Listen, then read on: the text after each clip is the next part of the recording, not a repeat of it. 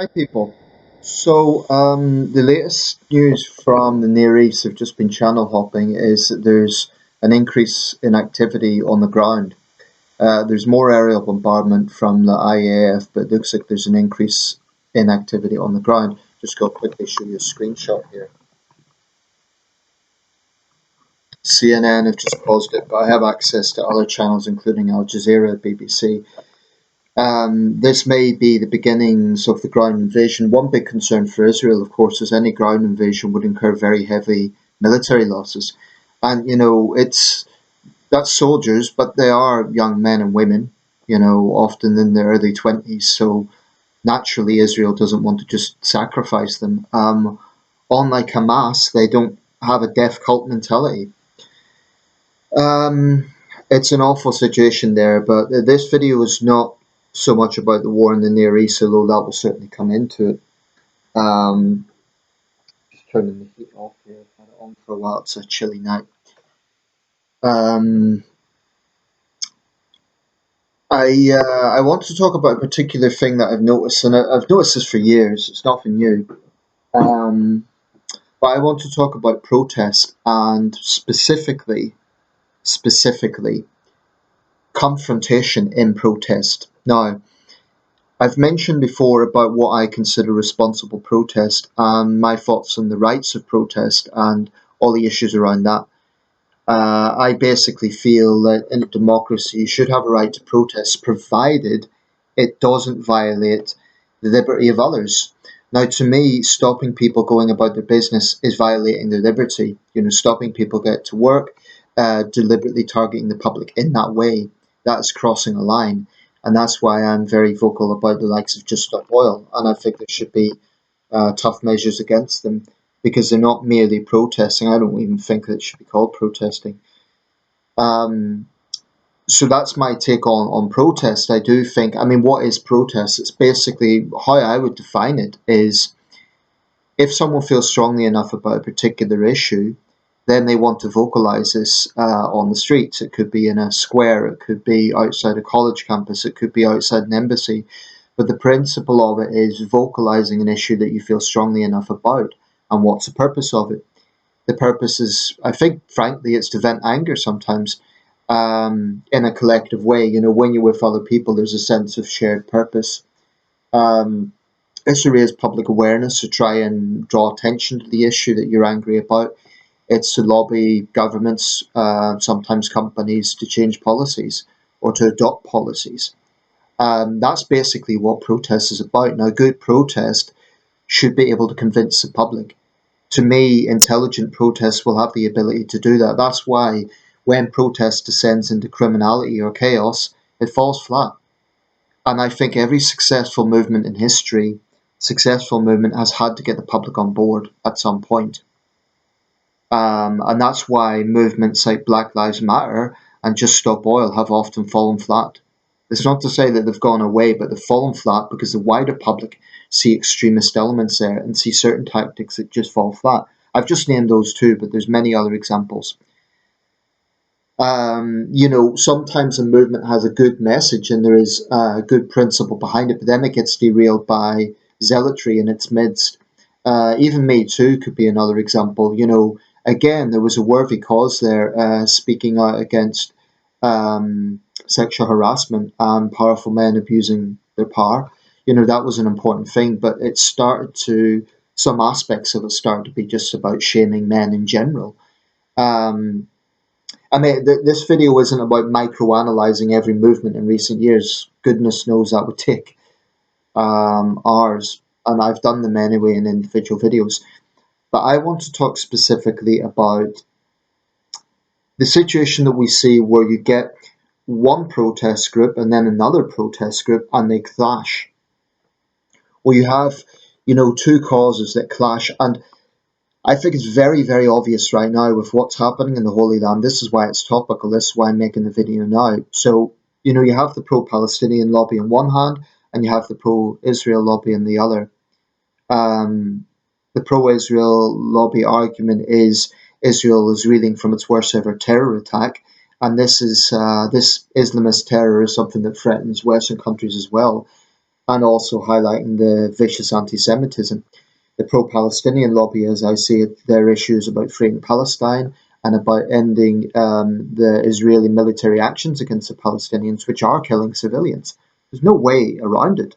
Israel can say that it's trying to avoid that, and I do see a fundamental difference between what Israel is doing and what Hamas is doing.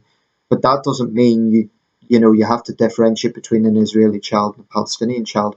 Any death of a civilian in war is tragic. And I do think there should be an egalitarian basis to that. But I also think there needs to be a recognition that the position that a nation state is in and what it is doing is different from the actions of a terrorist group. Um, the context is different, the intentions are different. The intentions of Israel is to take out Hamas, the intentions of Hamas is to kill as many Israelis, particularly Jews, as possible. There's just a different intention there. It's very important. Um, so then when we see things develop on the street now, I actually made a video specifically about this. Unfortunately, I had to delete it because it took up too much space. And I just had to delete it.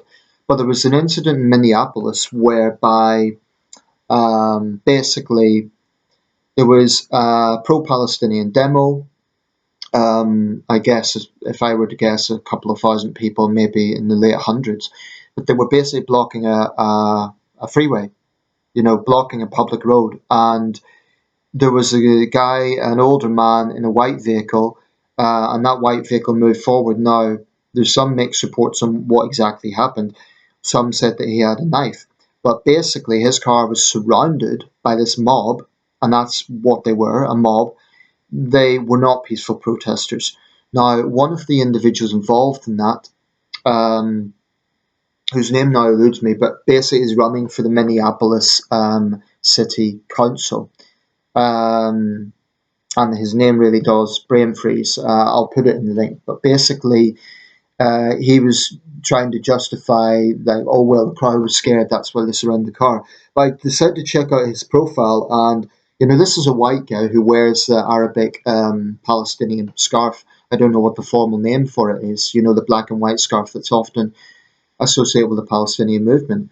But he and his followers decided to lobby one of his political opponents, although she was moderate Democrat, farmer, Labour co-op candidate this is in local Minnesota politics. He basically lobbied outside her office, and him and the mob would not let people leave. They were arrested eventually, but basically you had this mob trapping people in their office because she'd approved of funds to Israel, although she's also spoken out about the situation of the Palestinians. This is the sort of ugly far left intolerance that sometimes rears its head with these things. Now, they say that was peaceful. It was not peaceful at all. The intention wasn't to intimidate. The guy in the vehicle, now, if he had a knife, that raises questions for sure. Maybe people feared some sort of attack. But when you get people surrounding a vehicle, the motorist would have been frightened for his life. They could have dragged him out and lynched him for all he knew. This is the sort of mentality, this is the sort of thing that's spilling over from what's happening in the Middle East. But you can find examples of other conflicts, and not necessarily wars, but geopolitical tensions. The situation with Hong Kong a few years ago, 2019, you had angry standoffs between Chinese nationalists and Hong Kongers, not for the first time, and that reared its ugly head in British universities. I take the view that Chinese nationalist students who go around threatening and bullying critics of the CCP should have their visa taken away and they should be kicked out of the country. But, soft touch Britain wouldn't do that because we wouldn't want to offend the Chinese embassy. But anyway, I derail. You can take any issue, really. This conflict in the Middle East is a very prominent one, but you could take any issue. The 2020 American election, the MAGA crowd claiming the election was stolen and coming out with their fanatical rants. And this straddles far left and far right. But my question is, I'm someone who is political. I have strong views on things, but I really do wonder, what is the point? What is the point of getting into these confrontations? because simply yelling at the other side isn't going to convince them the other way. Now, I'm not naive. I understand that when it's issues that involve life and death, for example, the death of children, emotions are running high. And you get particularly contentious issues like the abortion debate, something like that. People get very, very strong opinions on this. And people would say, well, we have to take to the streets because we have to vocalize our views, whether it be pro life or pro choice, or take whatever issue you will. And in a democracy, that is important. People should have the right to vocalize their views. But my question is, what's the point of confronting the other side? Because you're not going to convince them of your argument. This isn't like sitting down in a civilized discussion and just talking about your differences. It just becomes vitriolic. It just becomes a yelling match. And then it gets very, very ugly because it becomes almost like, I don't know how to describe it, but when you get a situation where people feel it becomes tribalized, I think that's a good way to describe it. It's almost like, in Britain we used to have a problem with football hooliganism, and you'd have two teams and they'd beat the hell out of each other, or not the teams, but the supporters, what we would call hooligans at that time. The problem's not totally gone. It's improved a little bit, but it's not totally gone. Anyway, they just beat the hell out of the other side for the sake of it. Now, if you have a pro-Palestinian crowd and a pro-Israeli crowd, they're not going to just politely say, I disagree with you that on that point, and how can you justify this, and oh, I see you halfway. They're just going to yell in each other's faces. Now, I have my own views on this. I veer more towards the Israeli side, but not 100%. I don't agree with everything Israel's done. But I just think that it's good to vocalize, it's good to, air your views, but unless you are sort of convincing the other side, or unless you're standing up for people who are being attacked in the sense that, someone is physically being attacked and you're going in there to save them, I honestly think in these sort of situations, they tend to attract zealots on both sides. And I'm not just talking about the Israeli Palestinian thing, I'm talking about almost any major issue. They attack people who will not be content with just airing their views. They consider violence. So my concern is, I mean, in the West, it never quite gets to the point where there's a total societal breakdown. But honestly, in recent years, I think it's been worse than usual. It's always been there on some level. There's always been political divides. There's always been protests. There's always been, this is not a new thing. But I do feel, certainly in the United States, the last 5 to 10 years, roughly speaking, especially the last 3 years, it's just been really a powder keg. And sometimes you'd look at totalitarian states where there's no right to protest, and they would look at America and say, this is chaos, democracy is chaos. Um, but what I would basically say here is, it takes a certain degree of pluck. I mean, I saw an older guy, I guess he would have been about 60, Jewish man, and he basically confronted the pro-Palestinian lobby. Now, whatever you think, that takes a degree of pluck to get in there, right in there, with people who basically see the world in a polar opposite from what you do. It takes a hell of a lot of confidence, and you can find many examples of that. Um, I don't know if I could, honestly. I don't know if I have the courage to do that. But is it courage or is it recklessness? He could have got beaten up. He could have, in the event he wasn't, but he was clearly very animated himself and he had a lot of things to say. This is the thing, if people's feelings run so highly. I mean, I've seen demonstrations that I staunchly disagree with, and I do wonder, if I was in the vicinity, if I was walking past, would I be tempted to shout something at them and get into a confrontation? If I was in London and I saw Just Stop Oil on the road, I couldn't guarantee that I wouldn't want to say something to them. But then they just give their little script. Now, Just Stop Oil tends to, they kind of have that cult-like thing where they won't engage, they won't sort of, but confrontation, it has to have a purpose, otherwise it is just yelling in each other's faces. And what does that achieve? This is the thing about demonstrations, protests of any kind, whatever the cause is. You need to know what is the purpose here, what are you trying to achieve. If it is merely to shout at the other side, you're not going to achieve anything. Now, if it's to spread awareness, spread knowledge or something, that's very, very important. But there are so many examples of people getting into these angry standoffs, and if the police wasn't there, there could be deaths. There have been deaths indeed, but even more deaths. And this is not to say that the police have always got it right. They've made some serious mistakes, and at times their absence has been the problem. But to be fair to the Metropolitan Police, for example, a city like London is always going to have big demos over all sorts of issues.